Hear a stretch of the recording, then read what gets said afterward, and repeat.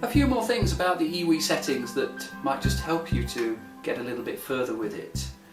Some people ask about where's the volume button? Well, it's a little bit hidden away.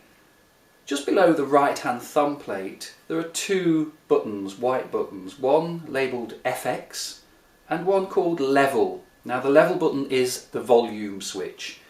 If we press and hold this volume switch, the display lights up with a number from 0 to 30.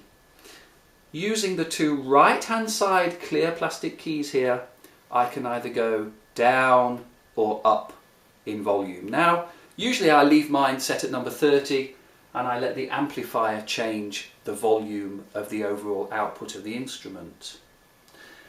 But what you might want to do is change the volume of an individual sound on the instrument so that when you're playing a set of tunes you haven't got to adjust volumes up and down. Now, after you've selected the sound that you're wanting to change, what you need to do is press the level button. Now press the setup button. Now although the number hasn't changed here, we are actually getting a flashing setup button and we are now changing the individual volume of just that sound. Press the setup button again and the sound volume is stored. Now the other thing I think just before you look at lesson number 6, the effects button.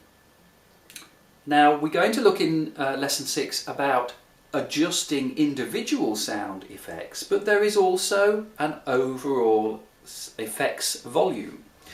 So if I press and hold the effects button,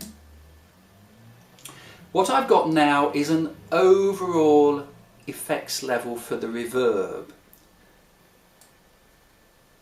Now I can go up and down on the right hand side to set that amount, but a little deeper in the menu we can change settings for the other effects. There's also a delay effect and a chorus effect, and all three effects have an overall level and an individual voice level.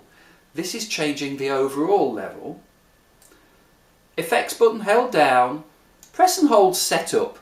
Now at the moment, when I let this setup button go, as you can see it's going to display for us the reverb setting, number 28 for me.